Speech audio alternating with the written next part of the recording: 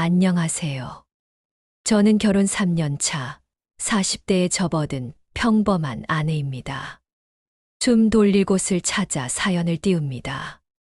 저희 부부는 맞벌이라 바쁜 날이 많지만 집에만 들어오면 마음이 편해야 하잖아요.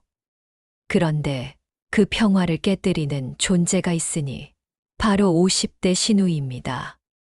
저와 시누이가 같이 있다가 저희 남편에게 전화라도 울릴 때면 시누이는 제가 받기도 전에 옆에서 허둥대며 동생이지 하고 먼저 화면을 들여다봅니다.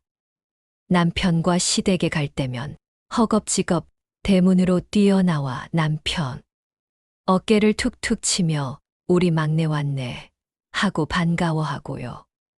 연애 초기엔 혈육 애정이라 생각했지만 시간이 갈수록 그것이 집착으로 느껴지기 시작했습니다. 결정적인 사건은 신혼여행 직전에 터졌습니다. 시누이가 남편에게 여행 일정표를 달라고 했거든요. 혹시라도 긴급 상황이 생기면 연락해야 한다는 이유였습니다. 그 말을 들은 순간 저는 섬뜩함이 앞섰습니다. 결국 남편이 일정표를 프린트해 건네고 시누이는 그걸 접어 자기 지갑에 넣어 두더군요. 결혼 후에도 상황은 나아지지 않았습니다. 주말마다 집에 들러서는 소파에 턱하니 앉아 동생아, 엄마 수도가 고장났다더라. 이번 주 우리 막내 도시락 반찬 필요하지 않아? 라며 자잘한 심부름 목록을 내밀고 그 빈자리는 늘 제가 채우게 됩니다. 남편은 누나가 손이 없나? 왜 자꾸 우리를 부르지? 라며 한숨을 쉬면서도 막상 부탁 전화를 받으면 곧장 자키를 움켜쥡니다. 그러던 어느 평일 저녁 퇴근에 현관문을 열었는데 시누이가 대형 캐리어를 끌고 서 있었습니다. 할 일이 있어서 근처까지 왔는데 차 놓쳤네. 하룻밤만 재워줘. 저는 그것이 핑계라는 걸 직감했습니다. 시누이는 역시나 그렇게 시작해 일주일 가까이를 매일같이 들락날락했습니다. 저는 출근길에 시누이 빨래까지 챙기게 됐고 퇴근 후엔 시누이가 남편 셔츠를 다리며 이 다림이 내가 쓰기엔 불편하네라며 가전 교체 이야기를 꺼냈습니다. 그쯤 되니 제 속에서 뭔가 부글부글 끓어오르기 시작했습니다. 하지만 꾹 참았어요. 아직 직접적 충돌은 피하고 싶었거든요. 그런데 지난 주말 전화로 시누이가 제 통장 이야기를 꺼냈습니다. 올해부턴 너희 부부 수입도 나랑 공유해야 하지 않겠니? 그래야 동생이랑 내가 얼마나 저축할지 내가 계획도 세우지. 그 순간 제 손끝이 얼어붙는 느낌이었습니다. 통장이라니요? 말이 되나요? 그날 밤 저는 마음속으로 이건 선을 넘었다는 걸 확실히 느꼈습니다. 늦지막이 일어난 남편이 누나가 잠깐 들른대라는 말만 남기고 욕실로 들어갔고 저는 냉장고에서 토스트 재료를 꺼내고 있었어요. 초인종이 울린 건 그 직후였습니다.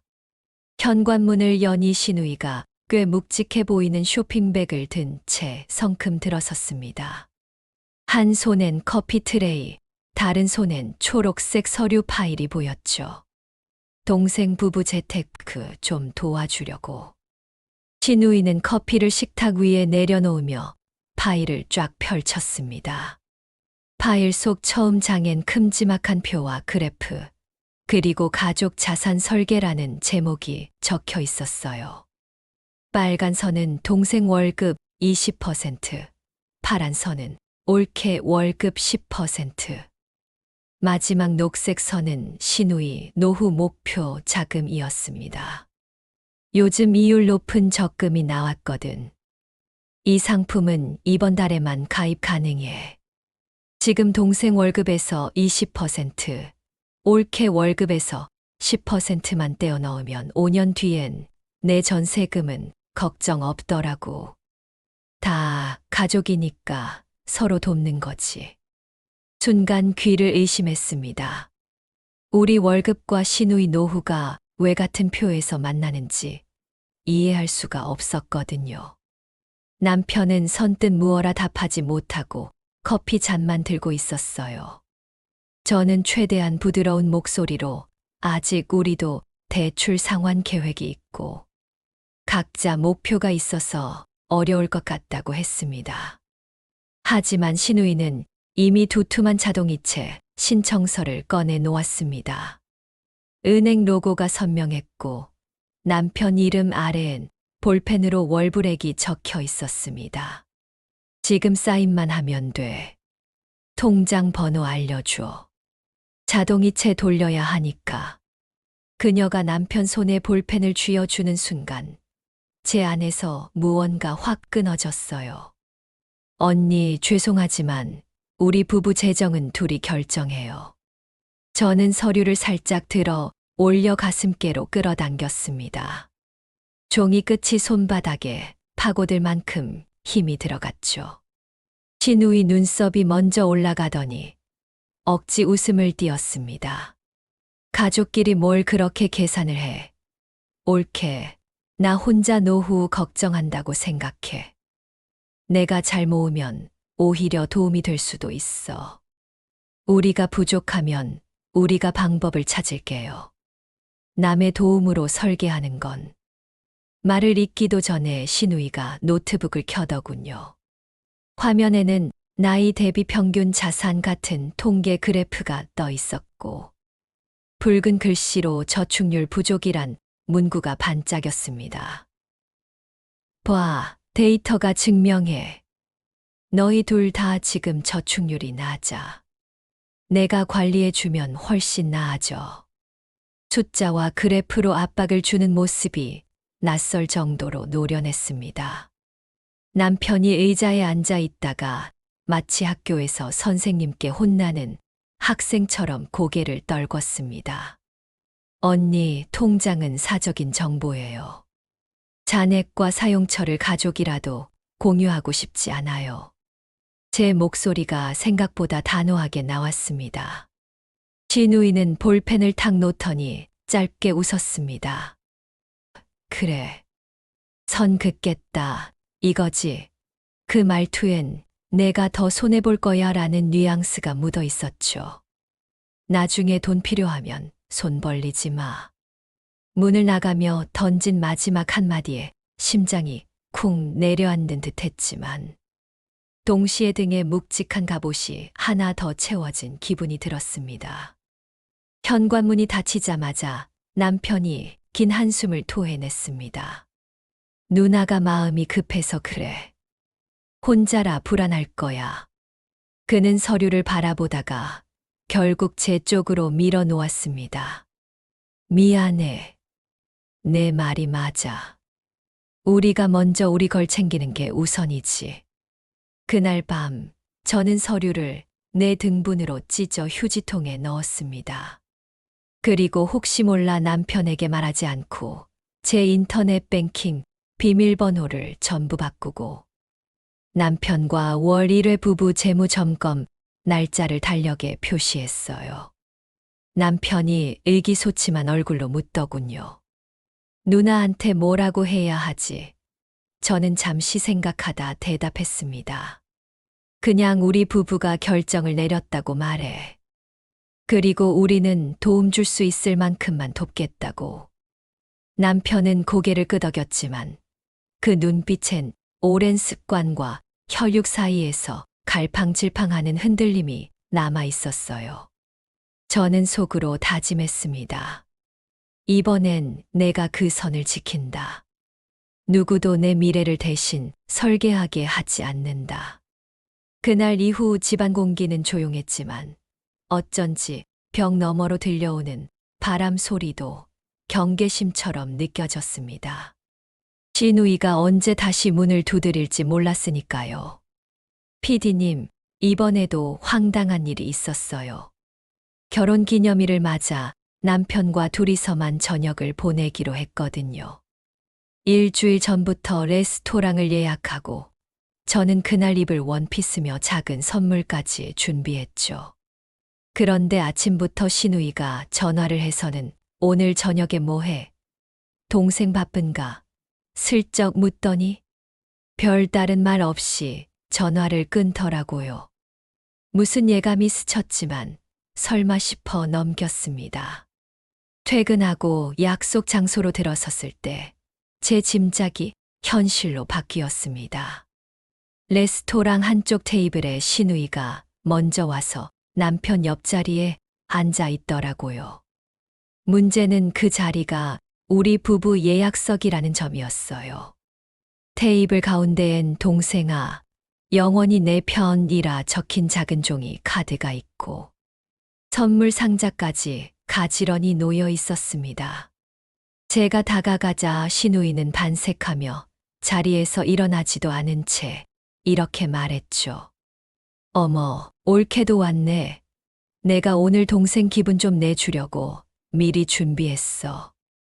남편은 난처한 얼굴로 누나가 깜짝 이벤트 해줬다고 했지만 정작 깜짝 놀란 사람은 저였습니다. 신우이는 제게 맞은편 자리를 권했고 자신은 남편과 나란히 붙어 앉아서는 동생 예전처럼 내가 소스 비벼줄게 하며 접시를 끌어당겼어요. 포크로 면을 돌려 남편 입에 넣어주기까지 했는데 그 광경이 그저 남매의 애정으로 보이기엔 너무 과했습니다. 더 황당했던 건 선물 상자였습니다. 신우이가 남편 손목에 직접 채워준 건 은색 체인이었는데 내가 맞춰둔 거야. 동생이 어릴 때 잃어버린 팔찌 기억나? 이번엔 내가 평생 지켜줄게라며 눈을 반짝이더군요. 남편이 고맙다고 웃으니 신우이는 제 쪽으로 고개도 돌리지 않은 채 팔목 좀 흔들어 봐. 예쁘다 하고 연신 감탄을 늘어놨습니다. 저는 애써 분위기를 맞추려 했지만 신우이는 남편 어린 시절 이야기를 꺼내며 둘만의 대화에 빠져들었어요. 내가 초등학교 때 캠프 가서 밤새 울었잖아. 기억나? 그때 내가 네 손 잡아줬지. 그런 추억담이 이어질수록 저는 마치 초대받지 않은 손님처럼 자리에 붙들려 있는 기분이 들었습니다. 식사가 끝나자 신우이는 계산서를 낚아채더니 오늘은 내가 쏴. 동생이 행복해야 나도 행복해라며 카드를 내밀었어요. 그리고는 제게 휴대폰을 건네며 둘이 사진 한 장 찍어줄래? 남매샷 좀 남기자라더니 남편 어깨에 머리를 기대고 손가락 하트를 만들었습니다. 사진에는 제가 없었죠. 그 순간 마음 한구석이 허무하게 파이는 기분이 들었습니다. 레스토랑을 나서니 신우이가 또 말을 꺼냈습니다. 2차로 노래방 갈 건데 올케는 피곤하면 집에 들어가도 돼. 우리 애가 나랑 듀엣 꼭 부르고 싶어 하거든. 남편이 미안하단 듯 제 눈치를 보았지만 신우이는 이미 남편 팔짱을 꽉 끼고 길을 건너고 있었어요. 그 모습이 멀어질수록 저 둘은 도대체 어디까지가 가족 애정이고 어디부터가 집착일까 하는 생각이 머리를 쥐어뜯듯 몰려왔습니다. 집에 돌아온 뒤 남편에게 조심스레 말했어요. 오늘은 우리 둘이 보내기로 한 날이었잖아. 남편은 누나가 외롭다니까 조금만 이해해 달라고 했습니다. 더 나아가 누나가 너에게도 잘하려고 노력하는 거 못 느꼈어 라고 되묻더군요. 저는 순간 말문이 막혔습니다. 신우이의 행동이 도가 지나쳤다는 느낌은 저만의 과민 반응인 걸까요? 하지만 제 머릿속엔 남편 손목을 감싸던 그 체인이 떠올랐습니다. 평생 지켜줄게라는 신우이의 말을 남편은 아직도 아무렇지도 않게 받아들이겠죠. 이런 상황에서 저는 어떤 태도를 취해야 할까요? 가족이니까라는 말이 모든 것을 덮어버리는 순간들 속에서 제 자리는 점점 사라지는 것만 같습니다. 일요일 오후 남편은 회사 동료들과 풋살 약속이 있어 점심 무렵 나갔습니다. 저는 빨랫감을 돌리고 거실에서 음악을 틀어놓은 채 간만에 혼자 시간을 만끽하고 있었죠. 그런데 세탁기 종료음이 울리자마자 초인종이 따라 울렸습니다. 문을 열어보니 신우이가 커다란 이불 보따리와 다림질판을 품에 안고 서 있었습니다. 아휴, 우리 동생 집 세탁기가 좋다며 급하게 빨래 좀 해야겠네. 신우이는 인사도 생략한 채 보따리를 안방 쪽으로 옮겼습니다. 저는 당황했지만 지금 세탁기 안에 젖은 빨래가 하고 말끝을 흐렸습니다. 방금 끝난 세탁물은 남편의 셔츠 몇 장과 제 블라우스였거든요. 신우이는 빨랫감 속을 슬쩍 들여다보더니 마치 결함이라도 찾은 듯 미간을 찌푸렸습니다. 이 셔츠 구김이 많네. 내가 다림질 다시 해줄게. 그녀는 제 새 블라우스를 제치고 남편 셔츠만 쏙쏙 골라 다림질판 위에 올렸습니다. 다림이 열이 오르기도 전에 셔츠 단추를 하나하나 풀어가며 이렇게 중얼거렸습니다. 우리 막내, 목둘레가 커졌네. 살쪘나? 으이구, 관리 좀 해줘야지. 저는 속으로 씁쓸해졌지만 신우이는 옷의 주머니 안감까지 살피며 실밥을 뜯고 숄더 라인에 스팀을 넣으며 흡족해 했습니다. 그러다 문득 뒤돌아 저를 부르더군요. 세제 뭐 써? 우리 막내 피부 예민한데 이건 좀 자극적이겠다. 피부 트러블 없었어요. 없긴 예전에 동생 팔목에 두드러기 올라왔을 때 기억 안 나. 그렇게 말하며 신우이는 제 세탁세제를 들어 향을 맡더니 자신의 가방에서 직접 가져온 유아용 중성세제를 꺼냈습니다. 이걸로 다시 헹궈야겠어. 그녀는 버튼을 눌러 세탁기를 재작동시켰고 남편 셔츠는 다시 물속으로 잠겼습니다.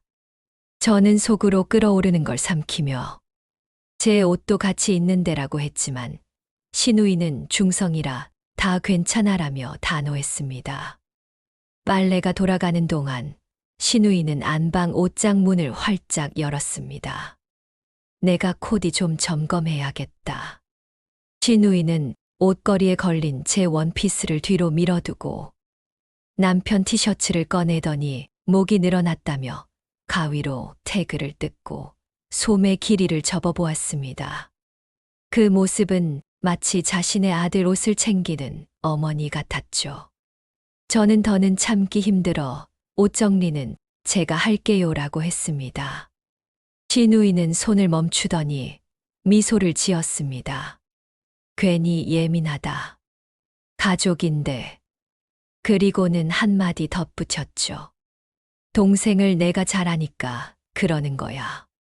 남편이 풋살을 마치고 돌아왔을 때 안방에는 새로 개어놓은 셔츠가 각 잡혀 쌓여 있었고 저는 거실에서 괜히 먼지도 없는 테이블을 닦고 있었습니다. 신우이는 남편을 보자마자 셔츠를 들어 올려 입어봐. 사이즈 딱 맞지라며 환하게 웃었습니다. 남편은 머쓱하게 웃으며 감사 인사를 건넸습니다. 저는 남편의 눈치를 살피며 여보, 다음부터 셔츠는 내가 관리할게라고 조용히 말했어요. 남편은 대수롭지 않다는 듯 누나가 시간 되면 도와주는 건데 괜찮지 뭐라고 답했습니다. 신우이는 옆에서 그래, 다음엔 내가 새 세제로 넥타이, 세척도 해줄까 하고 웃었고 남편은 고개를 끄덕였습니다. 그 순간 제 마음 어디선가 딱 소리가 났습니다. 남편에게조차 이 상황이 문제로 보이지 않는다는 것. 그리고 신우이가 동생을 보살피는 대상으로 나는 그저 옆에서 구경만 하는 사람으로 자리매김됐다는 사실이 선명해졌거든요. 밤이 깊어 신우이가 돌아간 뒤 저는 남편에게 다시 말을 꺼냈습니다. 당신 셔츠에 손대는 건 내가 하고 싶어. 세탁세제도 우리 집 방식이 있고 시누이가 도와준다지만 나한테는 사생활이야. 남편은 알겠어라고 했지만 그 눈빛엔 여전히 왜 그렇게 예민해? 하는 의문이 남아 있었습니다. 저는 결국 세탁실로 가서 시누이가 남기고 간 유아용 세제 통을 빈 상자에 담아 문 뒤 창고 깊숙이 넣었습니다. 그리고 마음속으로 다짐했습니다. 다음엔 세탁기부터 내가 지켜야겠다. 이번엔 마음이 너무 복잡해서 시댁에 직접 다녀왔습니다. 주말 오후 작은 과일 바구니를 들고 시어머님 댁 초인종을 눌렀어요.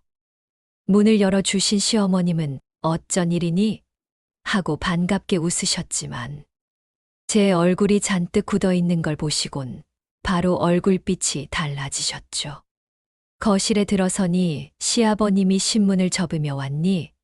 하고 자리에서 일어나셨습니다.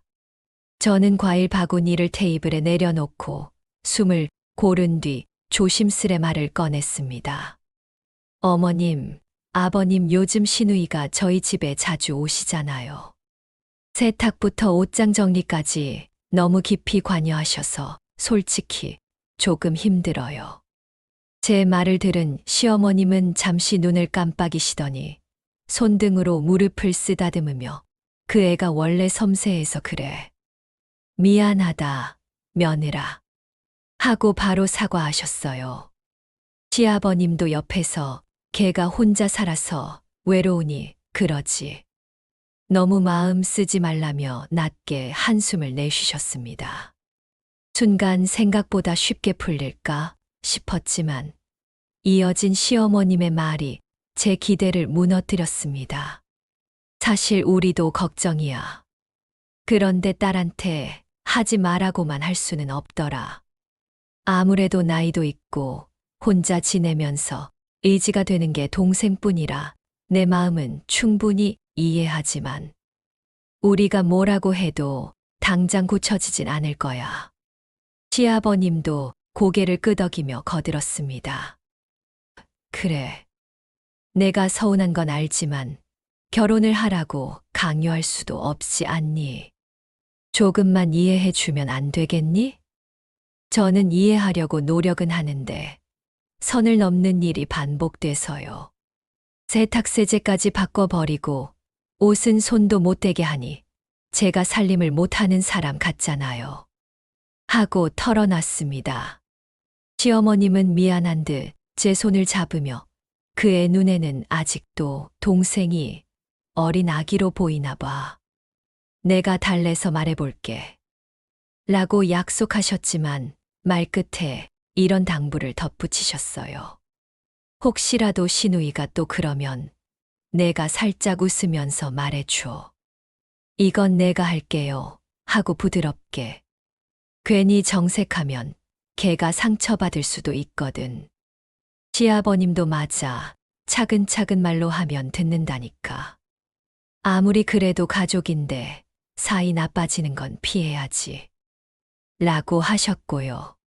순간 제 속에서 뜨거운 것이 올라왔지만 더 이상 뭐라 할 힘이 없었습니다. 결국 저는 알겠습니다. 하고 고개를 끄덕였죠. 집을 나와 버스 정류장에 서 있는데 주머니 속 휴대폰이 울렸습니다. 확인해 보니 시누이에게서 온 메시지였습니다. 우리 막내 셔츠에 얼룩이 있더라. 세탁 맡기기 전에 내일 저녁에 잠깐 들러서 내가 확인할게. 문자를 보는 순간 시부모님께서 방금 하신 차근차근 말로 하라는 조언이 머릿속을 맴돌았습니다. 그런데 마음 한구석이 서늘해졌습니다. 또 선을 넘겠구나. 시누이에게 내일은 좀 곤란해요라고 답장을 쓰려다 손가락이 멈췄습니다. 시어머님 앞에서 약속했던 부드럽게 말하기가 혹시 통할까. 잠시 고민하다가 결국 화면을 지운 채 휴대폰을 주머니에 넣었습니다. 제 가슴엔 여전히 무거운 돌덩이가 얹힌 듯 했습니다. 시부모님께 드린 토로가 결국 미안하다는 말. 한마디로 끝나버렸다는 사실이 묘하게 더 외롭게 느껴졌거든요. 집에 가면 또다시 시작될 신우이와의 밀당을 생각하며 저는 깊게 숨을 들이쉬었습니다. 부드럽게 말하라가 해결책이 될까? 아니면 결국 내가 더 단단한 선을 그려야 할까? 지난 주말 저는 한 번 더 기회를 주기로 마음먹었습니다. 부드럽게 타이르면 달라질 수도 있지 않을까 하는 마지막 희망이었죠. 점심 무렵 신우이에게 전화를 걸어 집 근처 카페로 나오시겠느냐고 했습니다. 시원한 커피 한잔 하면서 이야기 좀 나눠요. 제 목소리는 스스로도 놀랄 만큼 조심스러웠습니다. 신우이는 흔쾌히 오겠다고 했고 잠시 뒤 나타났습니다. 주문을 마치고 자리에 앉자마자 저는 웃으며 말을 꺼냈습니다. 신우이, 요즘 우리 집 와서 이것저것 챙겨주시는 거 고마워요. 그런데 가끔은 제가 먼저 할 기회를 갖고 싶어요. 특히 세탁이라든지 옷 정리는 제가 맡는 게 편하거든요. 신우이는 커피를 젓던 스틱을 내려놓더니 살포시 고개를 기울였습니다. 그래, 난 그냥 도와주려는 건데 불편했어. 조금 놀랄 때가 있었어요. 제가 다리려던 셔츠를 다시 세탁하신다든가. 다음부턴 제가 알아서 해볼게요. 저는 가능한 한 밝고 부드러운 어조를 유지했습니다. 혹시라도 상처받을까봐 정말 감사하지만이라는 수식어를 몇 번이고 넣으며 설명했죠. 신우이는 한참 동안 아무 말 없이 제 표정을 살피더니 이내 손등을 탁 치며 웃었습니다. 아이, 예민하기는 그런 걸로 상처받으면 어떡해. 가족이잖아. 그리고는 이어서 이렇게 말했습니다. 그럼 앞으로는 동생 셔츠만 내가 가져갈게. 너 옷은 안 건드린다. 저는 순간 어이가 없어 멈칫했습니다. 가져간다니. 제가 바라던 건 집착을 줄여달라는 거였는데. 신우이의 해답은 아예 셔츠를 본인이 직접 관리하겠다는 것이었어요. 신우이, 셔츠도 제가 할 수 있어요. 부부 일이니까요. 아, 알았어. 그럼 내가 세제랑 다리미만 가져올게. 네가 하긴 하되 도구는 좋은 걸 쓰면 좋잖아. 그리고 가끔씩만 도와줄게. 대화가 빙빙 돌면서 결국 핵심은 그대로인 제 변죽만 울리는 것이 느껴졌습니다. 저는 다시 웃으며 정말 괜찮다고 했지만 신우이는 손바닥을 휘저으며 말을 가로막았습니다. 괜찮긴 뭐가 괜찮아. 내가 동생 챙기는 걸 왜 그렇게 불안해해? 내가 나보다 동생을 얼마나 안다고. 그 말이 도리어 제 가슴을 찔렀습니다. 아, 이 사람은 애초에 나를 동생의 파트너로 인정하지 않는구나. 순간 눈가가 뜨끈했지만 울 수는 없었기에 물잔을 두 손으로 감싸 쥐고 숨만 고르게 내쉬었습니다. 대화를 접고 일어서려는데 신우이가 마지막으로 덧붙였습니다. 그래도 네 말 들어서 기분 좋아졌다. 동생 셔츠는 내가 이번 주에 다시 한번 수선 맡겨야겠다. 너도 편하잖아? 저는 답답해서 그냥 굳은 미소로 고개만 끄덕였어요. 신우이는 다음엔 수선하고 다림질 끝난 셔츠 가져다 줄게라며 또다시 남편 이야기를 꺼냈습니다. 집으로 돌아오는 길, 제 손엔 카페 영수증과 반쯤 마신 커피만 남았습니다. 부드럽게 타이르려던 시도는 결국 더 적극적인 간섭을 허락해 준 셈이 되어버렸죠. 아파트 현관 앞에 서서 문을 열기 전 저는 마음속으로 조용히 다시 다짐했습니다. 다음번에는 더 이상 부탁이 아니라 분명한 거절로 시작해야겠다. 하지만 그 거절을 어떻게 꺼내야 할지 아직 답을 찾지 못한 채 문 손잡이를 돌렸습니다. 어제는 정말로 이제 끝났다는 생각이 들 만큼 선을 넘는 일을 겪었습니다. 남편이 지방 출장을 간 사이 저는 몸살 기운이 있어 점심 무렵 조퇴를 했어요. 아파트 주차장에서 익숙한 차가 보였습니다. 시누이 차였습니다. 설마 하는 마음으로 집 문을 열었는데 내부가 조용해 이상했습니다. 거실을 지나 안방문을 여니 시누이가 접이식 사다리 위에 올라서서 천장 모서리를 드라이버로 뚫고 있었습니다. 손에는 작은 흰색 기기가 들려 있었고 옆엔 인터넷 공유기와 전선 뭉치가 놓여 있었죠. 뭐 하는 거예요? 제가 놀라 묻자 시누이는 태연하게 내려와 기기를 들어 보였습니다. 아파트 단지에서 제공하는 홈 CCTV라고 하더군요. 동생이 혼자 있는 시간이 많은데 혹시 무슨 일 생기면 바로 확인하려고. 설치 신청했더니 기사님 예약이 꽉 찼다길래 내가 직접 달고 있던 참이야. 그 순간 머리가 얼얼해졌습니다. 시누이는 이미 침대 맞은편 옷장 위에도 똑같은 카메라를 달아놓았고 공유기 선을 벽면 콘센트에 연결하는 중이었습니다. 침대 위에는 제가 아끼던 화장품 파우치와 속옷 상자가 다 뒤집혀 있었고 남편 서랍은 반쯤 열린 채 속옷이 가지런히 색상별로 정리돼 있었습니다. 카메라는 안 돼요. 우리 부부 방이잖아요. 제 목소리가 떨렸지만 최대한 또박또박 말하자 시누이는 한숨을 쉬며 고개를 저었습니다. 내 동생 안전인데 왜 예민해? 요즘 세상에 위험한 일 많잖아. 너도 좋지 않아? 저는 사다리 손잡이를 잡아내리며 지금 당장 빼주세요. 그리고 제 개인 물건도 손대지 말아주세요라고 단호히 말했지만 시누이는 제 손을 툭 치며 맞받았습니다. 내가 손대면 안 되는 게 뭐가 있어? 동생 집이기도 하잖아. 순간 속이 뒤집히는 느낌이었습니다. 더는 참기 어렵다 싶어 휴대폰으로 남편에게 전화를 걸었습니다. 그런데 시누이가 재빨리 휴대폰을 가져가 스피커폰으로 돌려버리더군요. 동생, 나야. 내 아내가 카메라 설치 못하겠대. 위험한 세상에 내 안전 생각해서 달려는 건데 왜 이래? 남편은 당황한 듯 둘이 이야기해서 정리해라고만 중얼거렸고 시누이는 봐. 별거 아니래라며 전화를 끊었습니다. 그 순간 저는 시누이가 들고 있던 카메라를 그대로 빼앗아 전원선을 뽑았습니다. 시누이 눈이 매섭게 변했지만 저도 물러서지 않았습니다. 이건 우리 부부 공간이에요.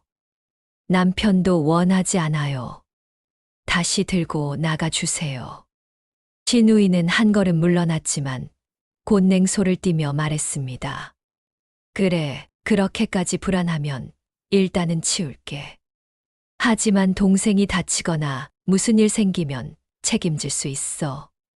그 말을 끝으로 카메라와 공구를 챙기더니 침대 위에 흩어진 제 화장품은 치우지도 않은 채 방문을 쾅 닫고 나갔습니다. 문이 닫히자마자 다리가 후들거려 바닥에 주저앉았습니다. 침대 맞은편 벽에 남은 못자국을 보며 이건 깔끔한 부탁이나 타이름으로 해결될 문제가 아니라는 사실이 또렷해졌어요. 이제는 단순한 간섭이 아니라 사생활 침해였습니다. 밤늦게 출장에서 돌아온 남편에게 사실 그대로 이야기했더니 그는 누나가 너무 앞서갔다면서도 그래도 걱정돼서 그랬을 거야라는 말을 덧붙였습니다. 그 순간 제 인내심이 딸깍 끊어지는 소리가 들렸습니다. 걱정이 아니라 집착이야. 이번엔 내가 단호히 막았지만 다음엔 더 심해질 거야. 당신이 나서서 분명히 말해줘. 우리 부부 공간에 다시는 손 못 대게. 남편은 말없이 고개를 끄덕였지만 그 눈빛엔 여전히 망설임이 얼룩져 있었습니다. 어제는 또다시 한계를 시험받는 날이었습니다. 퇴근 직전 낯선 번호가 휴대폰에 떴습니다.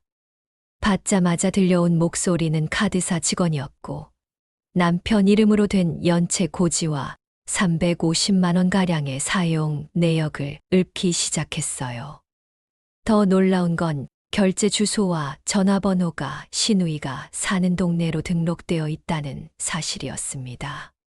서둘러 집에 도착하니 출장에서 막 돌아온 남편이 거실에서 신우이에게 통화를 걸고 있었습니다.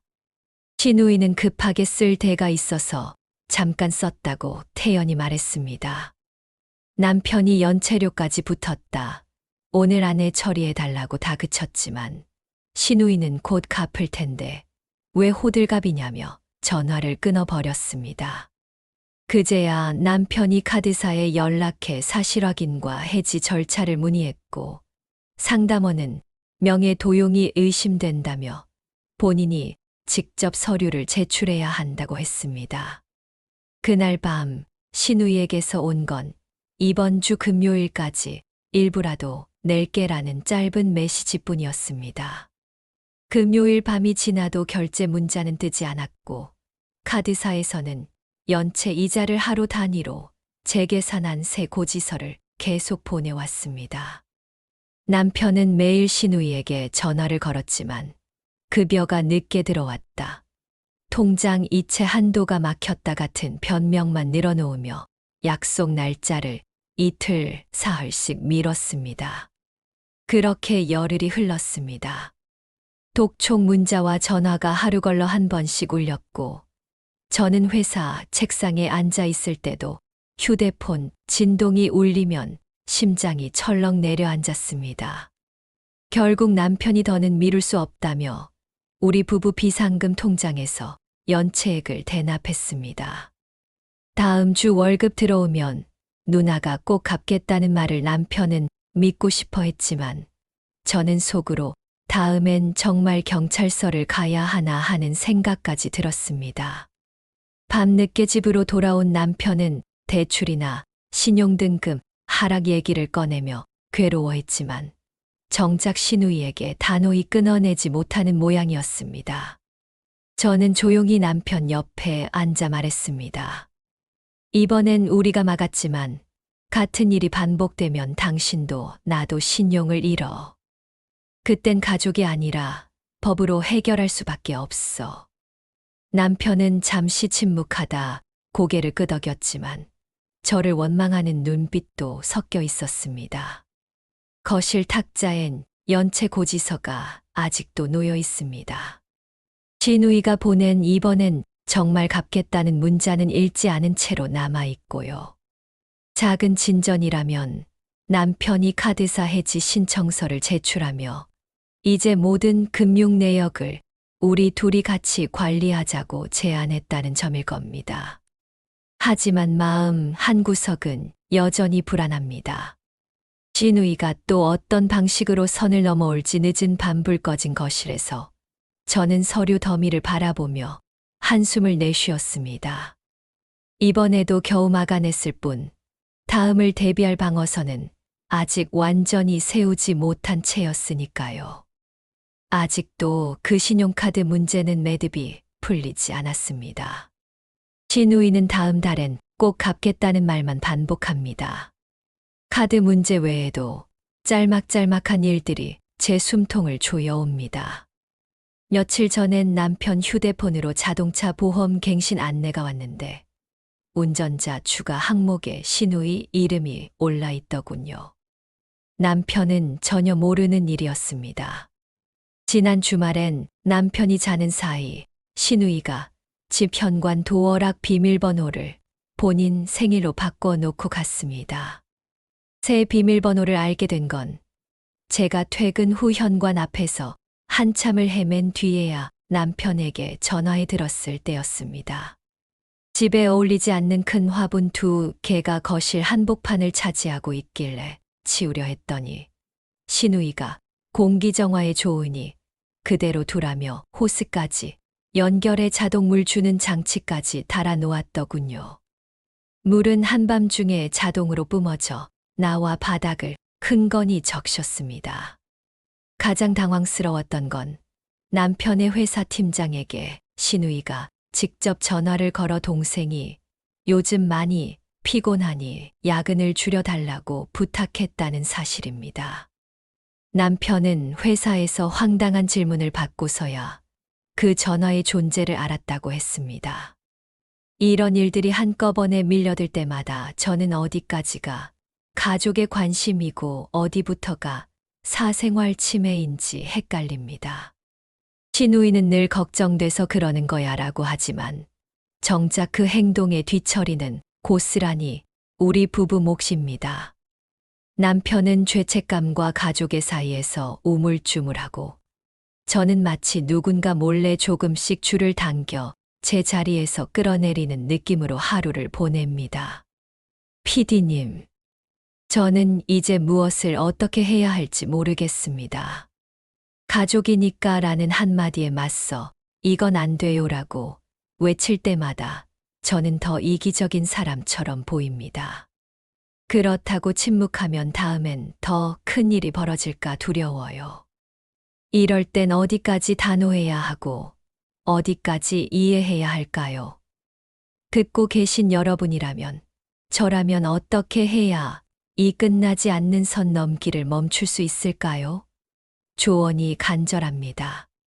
네, 여기까지 들어보니 정말 파렴치하다는 생각마저 들 정도입니다.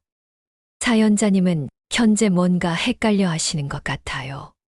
단호하게 하면 이기적인 사람처럼 보일까봐 걱정되신다니요. 그게 무슨 말씀입니까? 당연히 단호해야 합니다. 지금 선을 넘고 걱정해야 할 사람은 사연자님이 아닌 신우이입니다. 신우이는 부부 일에 심각하게 관여를 하고 있으며 정말 세 사람이 같은 가족이고 같이 한 지붕 아래에서 살아가야 하는 존재라고 느끼고 있는 듯합니다. 이런 것을 남편이나 시부모님이 일깨워 주어야 하는데 우유부단한 모습을 보니 저까지 답답해집니다. 하긴 남편이 중간에서 처리를 잘 해주었더라면 이렇게 사연을 보내실 일도 없었겠지요. 이런 시댁 갈등 문제를 보면 중간에서 남편이 처리를 잘하는 경우는 한 번도 보질 못했습니다. 현재 공간적 침범, 경제적 타격까지 주는 존재가 신우이입니다. 무조건적으로 더 단호할 필요가 있습니다. 사연을 들으신 청취자, 구독자분들께서는 어떻게 하면 더 단호하게 처신할 수 있을지 댓글을 달아주시면 감사드리겠습니다. 이만 사연을 마치도록 하겠습니다. 좋아요와 구독 부탁드립니다. 지금까지 문PD였습니다. 모든 청취자분들 건강하시길 바랍니다. 감사합니다.